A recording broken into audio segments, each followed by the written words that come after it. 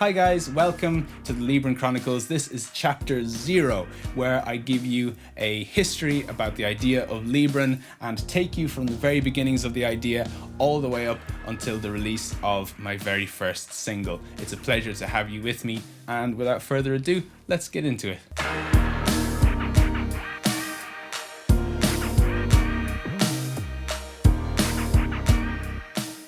Libran begins when I was about 15 years old, and I was really starting to explore music for the first time. Up until this point, music for me had been the violin and violin lessons. That's what music was for me, apart from maybe my parents' record collection. But then my friends started to listen to music, they started to share music, and suddenly that whole world was on my horizon for the first time, and I liked what I was hearing. As it happened, round about the same time, I discovered an old keyboard that my dad had been given years and years before, and I started to mess around with it. This was new to me. I had no idea how to play piano, how to play keyboard. I'd never touched it before, but there was something about the process, something about the fact that as soon as you put your fingers on the keys, you got this sound, this feedback, and that really appealed to me. It was a direct way into music, and I loved it. So I played around on this Yamaha keyboard for a couple of years.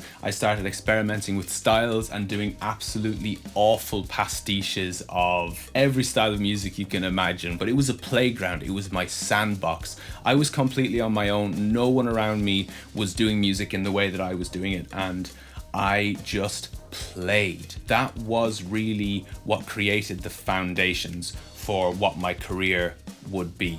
It was shortly after that I started to get interested in the idea of recording songs, recording vocals, and I was also doing more research into production, and it seemed clear to me that getting a computer and entering the world of digital audio recording was the way to go. My family had a computer, and the next investment I made was in recording software, GarageBand. And that was where things really took off. Suddenly, as well as all the sounds that I had on my keyboard, I was able to record my voice. I was able to start writing lyrics, and suddenly what were just small instrumental loops on my keyboard became something resembling songs. But with these songs, I suddenly started to get ideas of what if more people could hear them? What if I could start bringing these songs to the wider world? And one of the very first decisions that I made was to give myself a name, a pseudonym. That name was Libran.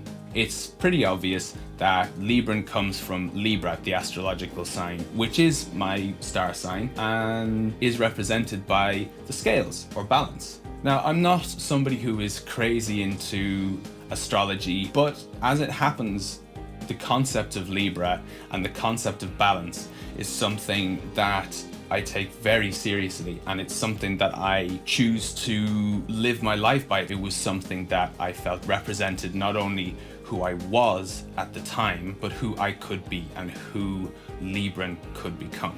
So I had my name and I had my songs such as they were. So where did Libran go next? Well, Libran actually took a bit of a shelving for a while because I was in such a small environment with such little influence from outside and such little knowledge that I had access to, that I had no idea how to go about getting my songs to the world. There was no SoundCloud, there was no Spotify back then. I didn't have a platform for putting my music out on, so I had to try and find any way into the music industry that I could, and at the time that was through friends of mine. I started to connect with musicians in my local town, and I started to look at the bands that were playing, all the musicians that were around, and I found that the one thing that I could offer specifically was a small amount of knowledge of recording and producing that even a lot of the people around me didn't quite have at that stage. That was my first step into something outside of myself.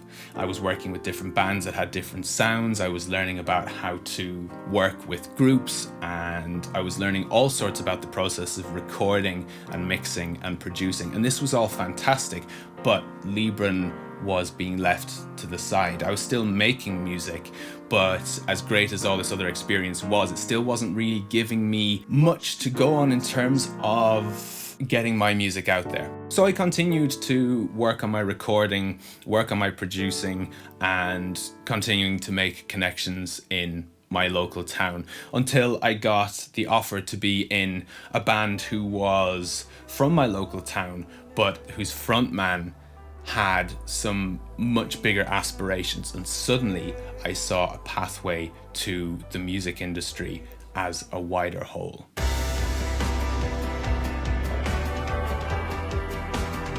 This band was called Harbouring Oceans, and I learned so much from playing with these guys, being led by Thomas Donoghue, who had massive ambitions and whose approach to music and approach to being in a band was so much more professional and driven than anything that I'd come across before. It really motivated me to step up my game in terms of trying to learn more and trying to find ways of connecting further with the Irish music industry and the industry beyond that. Around about this time, my brother started attending college in Dublin. He attended BIM, where he studied the drumming course. I took the opportunity to regularly go up and to attend all of the college gigs that were going on, all the end of term shows, and to get to know the people that he knew and to just try and open myself up to experience the Dublin music scene. And this is where things started to level up for me. I was seeing people who were playing the game in a way that I hadn't seen being played before. These were people who knew what they were doing, who had focus and guidance, and this is something that I wanted a lot more of. The next thing was I got really lucky because I was invited to be part of a band that was made up of BIM students. The band were called Akora, and they were made up of some of the most brightest and best musicians the college had to offer. So obviously it was so intimidating for me to join them and to come into that world, to carry a sense with me that I hadn't even begun to pay my dues. Still, here was an opportunity and I would take it, and I could feel myself beginning to climb a ladder that would hopefully one day bring me to a point where Libran could be finally brought into the world. My time with Akora was fantastic. Again, like my time with Harbouring Oceans, it was suddenly a big step up and it opened my horizons to a massive degree, and I was starting to see more higher echelons of the music industry. I was interacting with people through Akora who had real power in the industry and who were attached to artists who were making a career out of this, who were making it sustainable, who were achieving real success. And I started to get a sense that I was getting close. Around about the same time, I started to get involved in session work, which was a brand new thing for me. It's worth saying that at the same time that I was playing with Harbouring Oceans and Akora, I was still making music in my spare time as Libran. But as time went on, the digital, computer-based, electro-organic approach to songwriting and production that I had done since I was a teenager was being pushed to the side somewhat as I started to get interested in guitar. At this time, I was becoming known more and more for my keyboard playing, and especially as I was starting to do session work, the responsibility I felt on myself as a keyboard player was beginning to rise. And so when I sat down to record and to write and to be creative in my own space, I was finding it hard to put distance between myself and that sense of responsibility. Suddenly there was room for the guitar, as there wasn't any sense of responsibility there in the same way, and it carried with it a freedom to just be able to write and create and not to be of a certain standard. Naturally, with a different tool, the songs that I was writing on the guitar were changing. They were different to the songs I was writing as Libran. They really spoke to me in a different way at the time, in a way that I really liked, and so I decided to continue to pursue that. But at the same time, the name of Libran that fit the old music so well suddenly wasn't fitting this new style as much. Because the songs I was writing were feeling more personal, because I was writing in a more open and possibly a more vulnerable way, it felt a little more apt that I put my own name on these songs. And so for a while, Libran took a complete hiatus from my brain, from my plans, and suddenly when I thought of myself as a solo artist, it was as Jeff Warner Clayton and not Libran. Around about that same time, I started to feel a real sense of urgency to start to push my plans to become a solo artist. And as it happened, this was with the moniker of my own name rather than with Libran.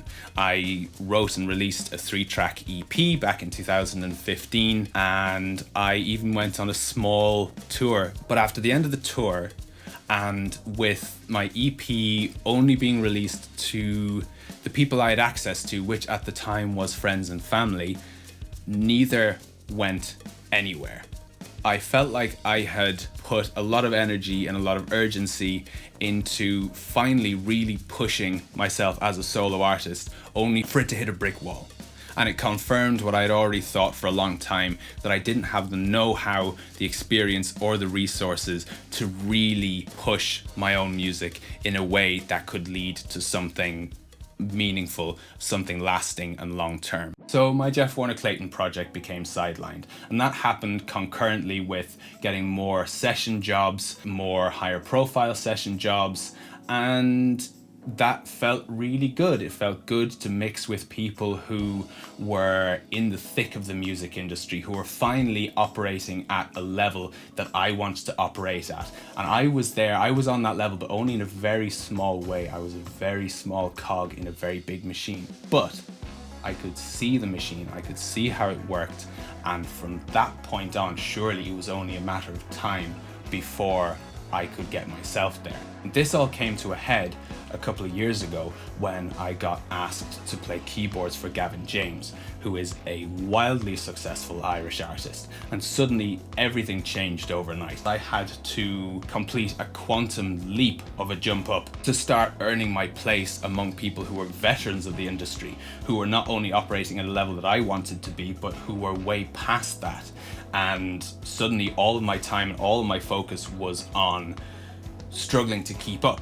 And so Libran and everything else was just shoved right to the back of my mind as suddenly I was in my first intense rehearsal period, followed very swiftly by a world tour. All of this was just such a steep learning curve. It demanded everything that I had. And so for a while, Libran didn't feature in my plans, on my mind whatsoever. 2 years of this went by, and over time I started to become more comfortable with my role in the Gavin James band, and I started to find my feet as that life took less of my focus and less of my energy even to stay afloat. Suddenly I had space, both literally and figuratively, to start considering other projects again, and all of the things that I had shelved at the beginning of the Gavin James process were starting to creep back in.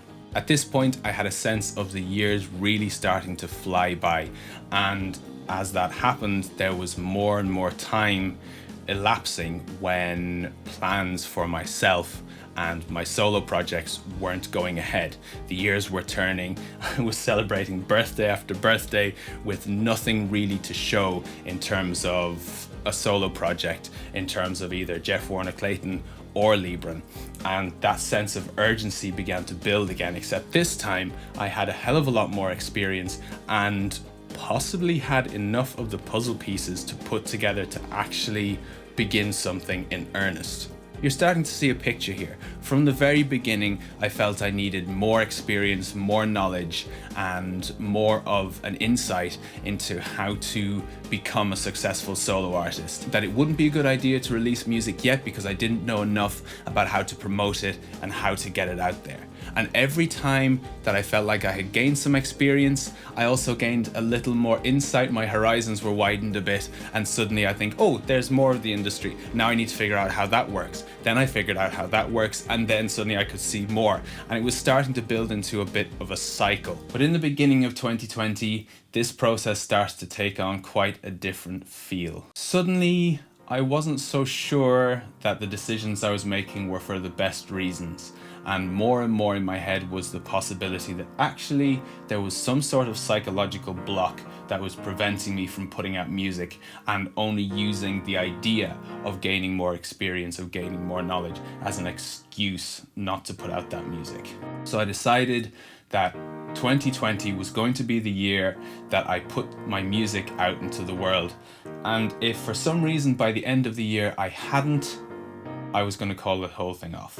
This is in the beginning of 2020, and this was before COVID hit, but it did. And suddenly everything stopped overnight.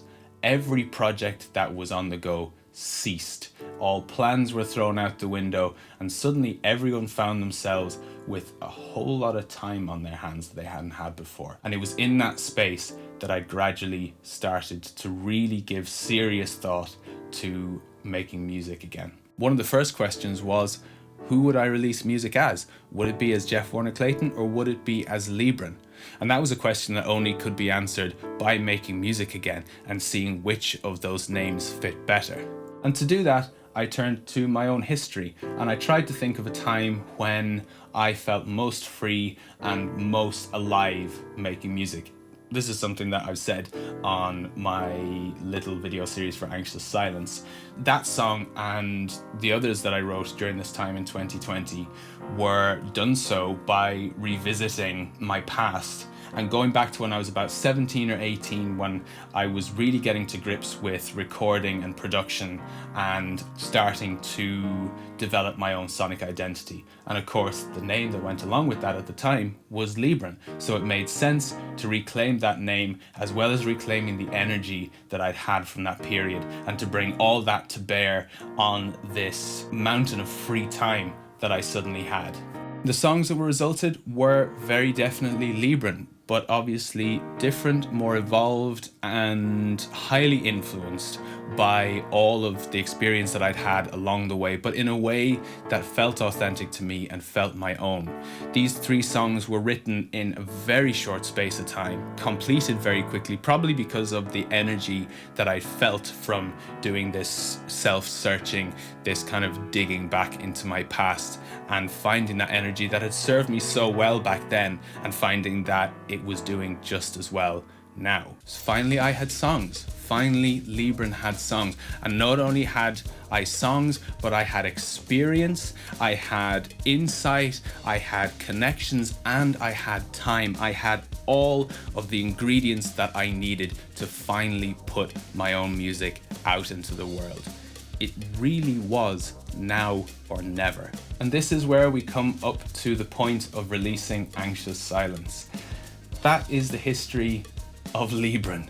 That's what it has taken to get me where I am now, which I feel is genuinely the best position that I have ever been in to make this journey work. I don't know where this is going to go, but all I know is that I am ready to commit everything to this, to push it as far as it can possibly go, and to enjoy every moment, to learn as much as I can along the way, and to just live it, because that's what I'm here for. That's what we're all here for, and we will see where Libran goes next. So there we are. That's all I have for you today. This is something that's so personal to me, and something that I believe deeply in doing. I believe in sharing this with you. I believe in making this a two-way thing.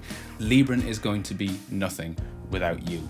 Libran is just going to exist on my laptop unless I connect with you, unless the songs connect with you, and unless we establish a connection through this. So that's it for chapter 0. Chapter 1 will be beginning at the point where I first announced Libran to the world and cover everything around the release of Anxious Silence. In the meantime, it's over to you. If you have any questions at all, or any thoughts or any comments about anything regarding Libran, just leave them below. I'd be happy to answer them. I really hope you enjoyed this.